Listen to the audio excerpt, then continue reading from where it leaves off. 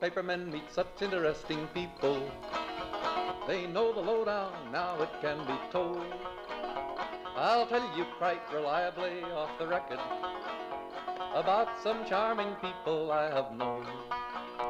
For I meet politicians and grafters by the score, killers plain and fancy, it's really quite a bore. Oh, newspapermen meet such interesting people. They wallow in corruption, crime, and gore. Ting-a-ling-ling, city... The Media Project is a little bit of an opportunity for you to have a window into newsroom decision-making and in how journalism is functioning here in the beginning of the 21st century with some veteran journalists. I'm Rex Smith, former editor of the Times-Union, here with Judy Patrick, formerly editor of the Daily Gazette of Schenectady, and Barbara Lombardo, former executive editor of the Saratogian and the Record of Troy, and David Gastina of WAMC, who is the producer of this show. But you don't often hear David on this show. No, but I am here, and the one thing I always want to make clear to our listeners is this will never be an hour. The voice has spoken. It will not be. I can only do so much work, Rex. You know what I mean? I got a lot on my plate. Let's just give them enough so that they want more next week. There you go. Well, David is the guy who's responsible, and I think people often wonder, what is a producer? In this instance, the producer is responsible for coming up with the material that we discuss on the show. And making sure people show up to the program. Yeah, that's Judy Patrick. An issue. Oh, poor Judy will never... Last week, what happened, Judy? All that's my good. fault. That's fine, I Judy. was supposed to be here and I was not, and I got a call, and man, I felt very bad. And you may not know that this mild-mannered Judy, I mean, we would expect this of Barbara. Oh, my goodness. Judy had an expletive there, right, when she realized, no offense, Barbara, but I don't. No offense taken, because one of the many skills that I appreciate in David is his ability to clean me up and make me sound like I didn't say an expletive. That, too. Well, the trick there is that, we have a conversation, but there are stops, there are starts. Sometimes people have to clear their throat. Rex Smith, and we try to quicken the pace a bit, keep it moving, and Just so we always record a little more than we need, and we edit to fit. Well, let's get this show on the road. Okay. So we ought to talk about the value of local reporting, because there's an interesting headline in a story from, I can't tell you where this came from. Oh, it's my fault, Rex. I think it's Columbia Journalism. Well, that would make sense. Gene Linden, anyway, who is a novelist and a journalist, who has written a story, the headline saying how a lack of local reporting affects the Supreme Court. It sounds like a stretch, but the notion being that because there was inadequate local reporting on the case involving the website designer who didn't want to include LGBTQ language on a website that would violate her religious beliefs, that became a Supreme Court case and so on. Turns out that this was based upon flawed factual data at the local level, that the local court accepted. And then, of course, the Supreme Court doesn't rule on facts. The Supreme Court rules on law. So it sounds like a bit of a stretch, but the point that I think is being made is that Americans' perceptions of things are based upon what they get in their local media often. And as local media diminish, there is less of that neighborly understanding of what's going on. Right, I saw that headline and thought it was a stretch as well, but then I read the article, and there have been several cases in which the underlying facts are distorted or wrong, and it's almost as if the case should have been dismissed somewhere along the line, but no local reporter ever wrote the story. And typically, that's what would have happened if a case is substantial enough to make it to the Supreme Court. You would have had... Even a small local paper would say, hey, look at us, we're going to the Supreme Court, or look at us, this case is going even to a state court, and they would have written about it. The court coverage is one of the things that have really declined over the last 10 years as we just don't have people to put in the courthouses. It's not just Supreme Court cases. It's every kind of story. Where do you think the New York Times, the Washington Post, LA Times, the Boston Globe get some of these big stories? They start with a local story, a local reporter finding something happening in their backyard, and they filter up. It could really tick you off if you're a local editor when you see 60 Minutes picking up your story, and kind of exaggerating it. Well, how many times do we have to say that when you lose staff, numbers and numbers of human beings who are the reporters on the ground that are going to write these stories, we can't do justice. We can't often investigate and find the problems, the mistakes, the issues that would have maybe prevented this from ever making it to the court. I definitely want to pat us on the back for all that we do and for bringing things to public light. But in the case of the LGBTQ cake issue, as an example that was in that article, where were the lawyers in that case? So that should have been done correctly with or without public knowledge. That should not be the burden of local newspapers to catch or not catch. But isn't the bigger question the community perceptions that are changed by national conversations that then are sort of picked up by the local media? Think, for example, of the huge discussion about the immigration issue, about people coming into America at the southern border, and how that affects even local communities where there isn't a lot of immigration. We have a little bit of it in the capital region of New York, right?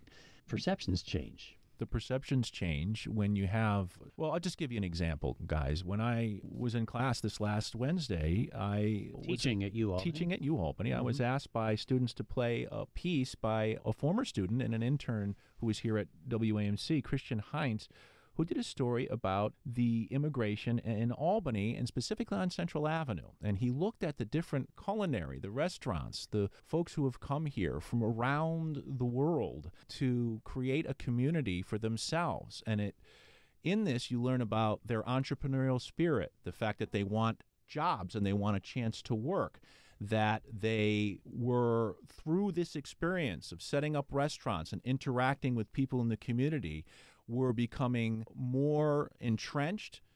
They were glad that there were these other cultures they could interact with. And the student reaction to hearing this very level-headed, in-depth piece where you're actually hearing migrants' voices, telling their stories, some in a bit broken English, but clearly you could understand them. You began to see the students' eyes widen and their minds expand. And they began to say things in reaction like, wow, I want to go down to Central Avenue now and try one of these restaurants. Right. These seem like really hardworking people.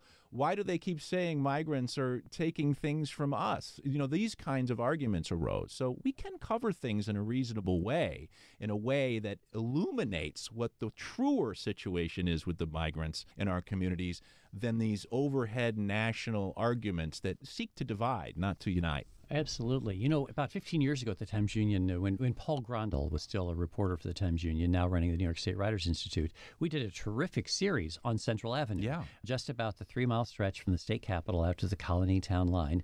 And it was early in the days of videography online, so we had terrific videography by Steve Jacobs, who later went to work for the Glens Falls paper. And it was a story that looked at the history as well as the current life of Central Avenue, which has always been the avenue of immigrants in this community, which is why there was a German-speaking butcher shop when we moved here 30 years ago. And this has always been that kind of a melting pot, and it's wonderful to understand that and to help people grasp what's real as opposed to these perceptions that are dictated by Fox News, that if the local journalists don't sort of put it in context locally, all that people understand is what they're told to believe by these partisans of Fox News. Those are great examples, David. And it reminds me, too, about on the abortion issue, wasn't it local reporting that made the public aware of the case of a 10-year-old girl who was in going Indiana. to be denied an Yes. abortion, and it was being poo-pooed as phony news by Fox and others, but it was not phony, and it was local reporting from that area that made that a national story. So it raises the question of how you are able to get across what's real. There are several fact-checking organizations. The Washington Post has a terrific fact-checking operation. There is PolitiFact. And one of the questions that we are looking at as we're aiming toward the presidential race is the national perception of what things were like during the Trump administration versus what things are like during the Biden administration. And you need to have thoughtful, genuine reporting of facts of what's going on, as opposed to having stories told to you by politicians. And that's not easy when you have an erosion of local journalism and when you have journalists who focus on just the polling data instead of on what's actually findable by reporting. Oh, don't get us started on polling, Rex. I think we should. It's terrible. What percentage of those of us here believe wholeheartedly in polls? Oh, dear. I don't think any of us. I think we all recognize that polls are just a snapshot in time. Or worse. Or worse. Well, and you have to obviously look at who is doing the poll. If you take the Siena College Times poll, I think you could say it's a pretty accurate poll. for the snapshot it's taking in time. But most people don't look further than the percentages. They don't look at the crosstabs, and they don't really read the whole thing. And they don't have a sense of the sample size, and they don't even know what that means. And then, like in an election year, and I've heard this from my students, why are we giving polls? Aren't we pushing people to think that, oh, well, it looks like Trump and Biden have Super Tuesday wrapped up, so why would I even go out and vote? And then I think one of the other things that we all realize is that when it comes to elections, big elections, that the majority of people don't begin to pay attention until very close to that election date, when perhaps those polls are the most accurate. If you've ever answered a poll, if someone calls you up and you start to participate in the poll, you realize how your responses could be misinterpreted. Like, I'm on a scale of 1 to 10, and you can't remember whether 10 is good or bad, and it can be very confusing. I like to also talk about our memory issues when it comes to Donald Trump, because people talk about, well, January 6th was, this insurrection, wasn't this a terrible thing for Trump? Let's not forget that.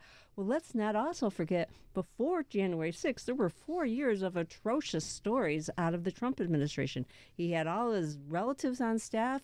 His handling of the COVID pandemic was horrible.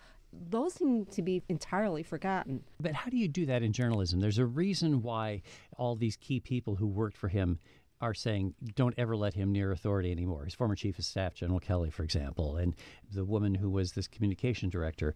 How do you tell that story, though, without seeming to be biased? You don't worry about seeming biased. I'm with you, Barbara. This is the problem, isn't it? Never had a person that's run for president that has said the things that Donald Trump has said in a sort of promise to the endangerment of our own democracy. I'm going to be a dictator on day one. We'll read it right here from the article. The 91 felony counts, civil penalties for defamation and fraud, the litany of things that he did, January 6th, fake news, everything else that he's done has never been done before by a presidential candidate. And so if your democracy is in danger, in my opinion, all bets are off. We need to remind people why this person is dangerous over and over and over again. And but Judy's right. They have collective amnesia, and the American and human beings' ability to remember things when they have their own political party biases involved, it's very complicated. And I know that the press can inevitably outdo that collective amnesia. Barbara. Yes, I think that it's the media's responsibility to repeat as needed. That we can't worry about this seems biased, because we're not being biased, we're being factual. And we are going to try to combat the amnesia, I would like to think.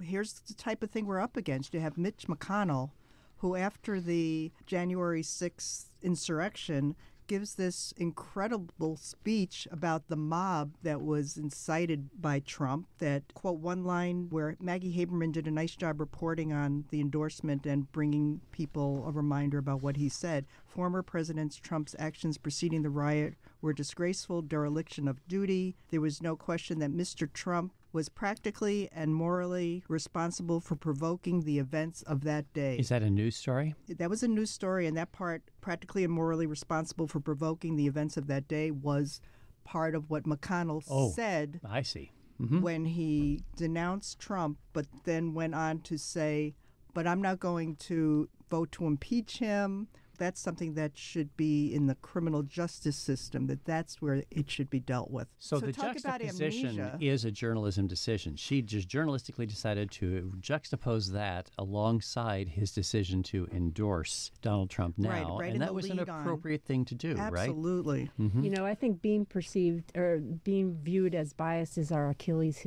heel, or the fear of it. I think it drives a lot of what we do, and it's the one you can really wound us by accusing it, and it drives us to make poor decisions. Yeah, we bend over backwards to appease the side that's criticizing us. But how do you keep people paying attention if they don't trust your credibility? What do you do about this increasing polarization of Americans so that they only look at what they feel comfortable hearing, which is, of course, what has given Fox News power? I wouldn't want to have to look back in hindsight and say it wasn't said enough. Oh, we were afraid to, why didn't we say this more? Yes. It wasn't said enough, because who else is going to say it? Well, and, this is part of what makes us human beings. In the article we're looking at, They cite James W. Penbaker, a professor emeritus who researches collective memory at the University of Texas at Austin. He noted that polarization and a fractured media environment meant that Americans were less likely to agree on a set of facts, preventing the country from creating a collective shared memory. Now, let me give you an example I use all the time, and I've used it with you guys. Back in our day, when there were only 3 networks, TV stations, and there was PBS, when the president spoke, it was on every channel. Sure. You had to either watch it or go outside or do something else. That is a more shared, collective understanding of what the president said today than anything we have now. If anything, the media and online has created all these on-demand communities and lets everybody go into their little worlds, but not do we ever have this mass audience sharing in a collective experience unless you're watching the Super Bowl. Which is, yes, which we can then root for whoever we want. Right. Without saying one is good and one is bad. And swinging by to your earlier question, Rex, about polling, one of the many problems I have with polling is that they are asking people, how do you feel about this or that? And what do you think? And what's your opinion, as opposed to what's real? And then we're left to, the public and the media are left to figure out, well, what's driving those opinions? How were those opinions arrived at, and what's driving them, and what are we supposed to do about it? I just dread the thought of polls where people are saying to Mitch McConnell, do the endorsements mean anything to you? Is that important to you? Is it still? Of course not. People will say, right. oh, no, I'm Is not January opposed to it." 6th a factor in your voting? It's lazy reporting. I've always thought it was just an easy way to come up with a story. And the New York Times Siena poll about Biden's age, I thought they decided to do that poll. And the question is the poll and putting that in prominent position on the front page of their paper and the top of their website, is that creating more of the discussion about Biden's age that wouldn't be there if they hadn't done the poll? I mean, what's the chicken and what's the egg in this scenario? Right. They didn't decide to do a poll about how do you feel about a presidential candidate who's stark raving mad? Yeah, right. Which, maybe a little more reasonable question than that. Okay, Rex, let me ask yes, differently. Exactly. How do you feel about irrationality and about a presidential candidate who is hostile to the protection of the Western alliance or to human rights, or who says he's going to be a dictator? Yeah, do that poll. Let us come up with some questions. Or who was called practically and morally responsible for provoking the events of January 6th by the top Republican in the Senate. But here's the thing. Does he win because he's so negative? How about this? The environment created a kind of numbness that not even 91 felony counts or enormous civil penalties for defamation and fraud can break through, says this article. This is Andrew Franks, a professor of political psychology at the University of Washington. Quote, negative information about Trump is no longer distinctive. It's just the air that we breathe, Dr. Franks said. It's the water that we're swimming in. It just becomes a conditioned emotional response where you either feel joy and admiration or disgust and anger at the sight of his face. But each individual act is just a drop in the ocean. That's exactly what has happened. People will say, even complaining about our radios, all it is complaining about Trump, negative on Trump all the time. So you get inured to it. That's just Trump. Yeah. Well, the New York Times, someone from the New York Times who was involved in the polling had written that the response rate from phone calls doing polls used to be 10%, and that the pollsters were worried that that wasn't really a great sample percentage. Absolutely. And now they say it's 1 to 2%, 1 or 2% of the people by phone are reached. So most people don't answer a poll, and that means that those who do, a particular kind of person, perhaps. How do you know That's that? right. And of course, every poll has to extrapolate based upon certain numbers. If you don't have enough people in your poll sample who are 65 and over, you'll extrapolate from those that you do have. Yeah, and they weight polls. So, for example, when they do polls in New York, they have to weight it heavily towards Democrats because Democrats are 2 to 1, more than 2 to 1 to Republicans in the state. Right. I just wish we would spend more newsprint and more airtime on talking about the issues like what is Donald Trump's specific stand on immigration? What is Joe Biden's? What is their position on the federal debt? I mean, if you ask the average American, they have no idea. I have no idea because it's not something that's discussed in the media. But instead, we're talking about the horse race. Is part of the problem of the mode of storytelling that we have. So, for example, when Trump says we're going to get rid of Obamacare and replace it with something much better, well, the fact of the matter is there has been no proposal that has come close to even being offered by the Republicans in Congress to present health care alternatives to Obamacare. But if you say that in a news story alongside Trump's declaration, we're going to replace Obamacare with something great, all that you're doing is saying, yeah, but they haven't done that. Don't you almost need to have some sort of a jazzy video presentation that grabs attention? Are we really outmoded in the way we're explaining things to people? Yes.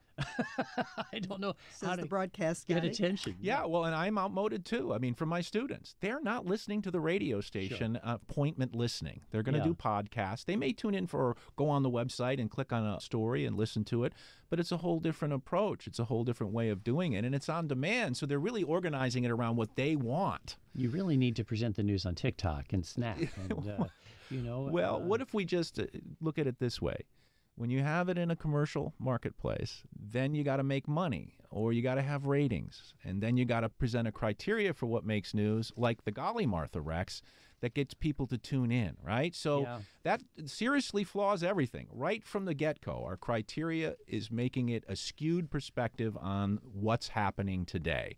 And so we've given that to our audiences. And I think you're right. You said over the years that TV, largely an entertainment medium, and that's why people tune into TV programs for entertainment, it's turned into more about entertaining, about the sensational, about getting those eyes and those ears, rather than what Judy's talking about, a serious exploration of any issues in our world. And that's why I'm biased and think nonprofit journalism is more the way to go. It's not perfect. You have a board of directors, you have government money, involved, but you may have more integrity or at least a better approach at covering some of these stories than the usual. I love not-for-profit journalism, but it isn't a be-all, end-all. No.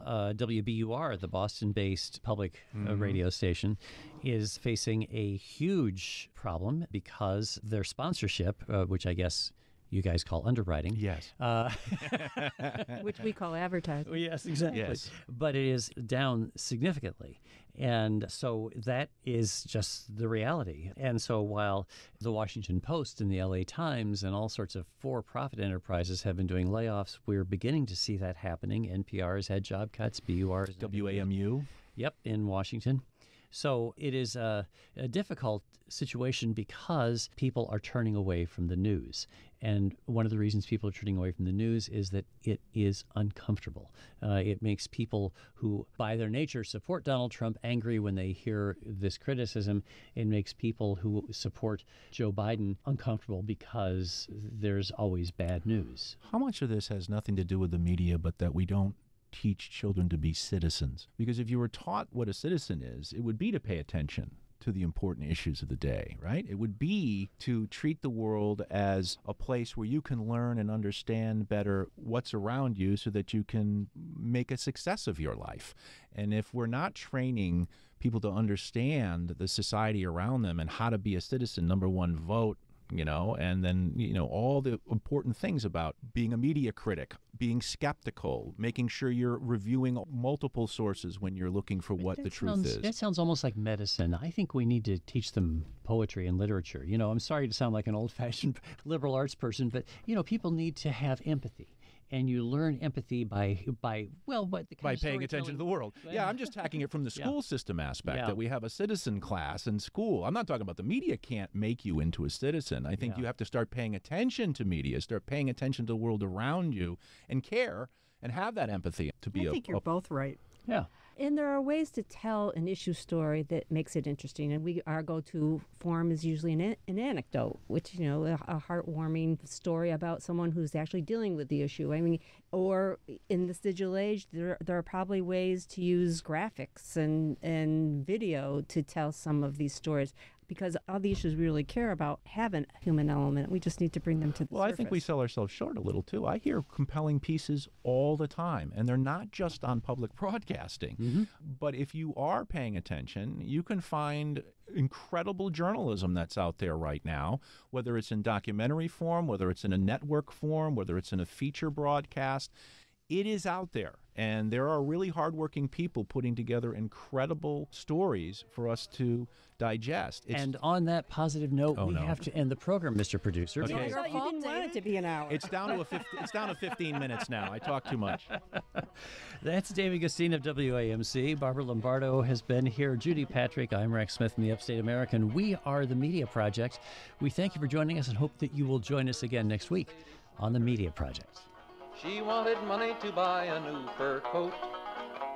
To get insurance, she employed. The Media Project is a national production of WAMC, Northeast Public Radio.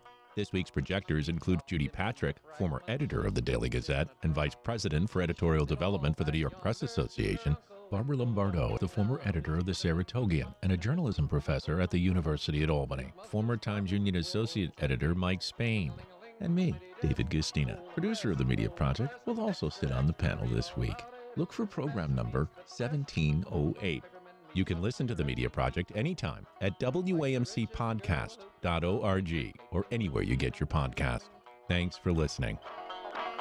Now newspapermen are such interesting people. They used to work like hell just for romance. But finally, the movies notwithstanding, they all got tired of patches on their pants. They organized a union to get a living wage. They joined with other actors upon a living stage. Now newspapermen are such interesting people. When they know they've got a people's fight to wage. Ting-a-ling-a-ling, newspaper guild, got a free new world to build. Meet the people, that's a thrill, all together fits the bill. Oh, newspapermen are such interesting people. It's wonderful to represent the guild. Now, publishers are such interesting people.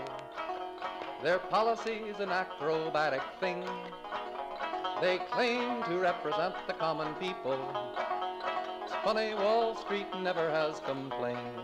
Ah, but publishers have worries, for publishers must go to working folks for readers and to big shots for their dough. Now publishers are such interesting people. It could be prostitution, I don't know. Ting-a-ling-a-ling, circulation, ting-a-ling-a-ling, advertising, get those readers, get that payoff. What a headache, what a mess. Oh, publishers are such interesting people. Let's give 3 cheers for freedom of the press.